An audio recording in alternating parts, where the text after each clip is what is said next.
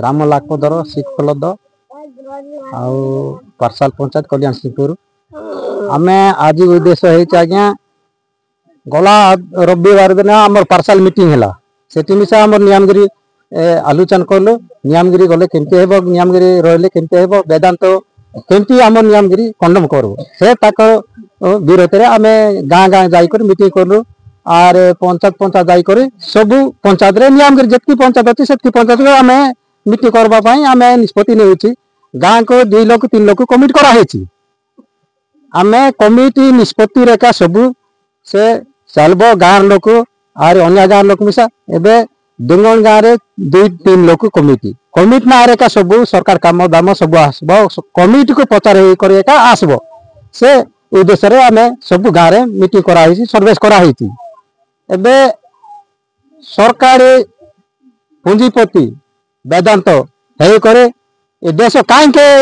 खंडन करुच्ची सरकारी लोक गर्वी लोक को कहीं अत्याचार करुच्ची आम आज्ञा डंगर मालिक जमी मालिक पानी मालिक पानी पवन गले कुआड़े जीवु आम लोक एत डंगिया लोक कौन कि न पाई पाठ साठ न पारिक आर कि कथा न जाणिक केमती कुआड़े जीवे से आम समस्त झीप होकर आम नियमगिरी आम लड़े करबू माटी लड़े करबू आर ए माटी आम बचबू बोली निष्पत्ति आम चलुची आउ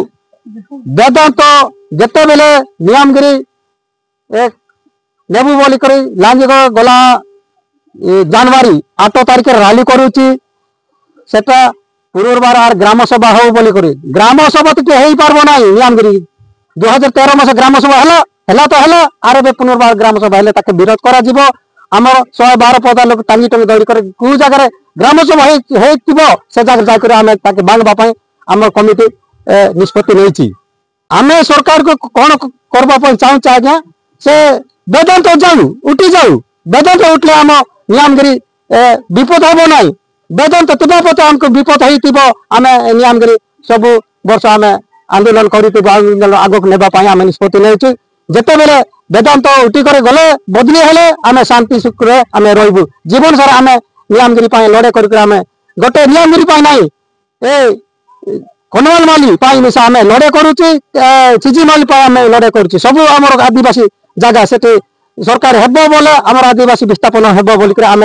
जाकर मिसा आंदोलन करबू ये जाकर से आसिक आंदोलन करबू से आसी आम नियमगिरी पूजा आम मिसा जाऊँ पूजा से जाकर आम समस्त एकाटे हेले आमर लोक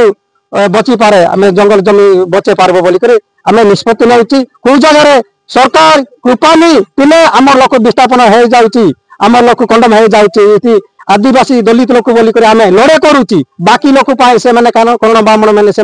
राजा होकर बुलाम आम माटी फर्जा माटी मरबू माटी आम लड़बू माटी जीवन देकर आम लड़े करबू।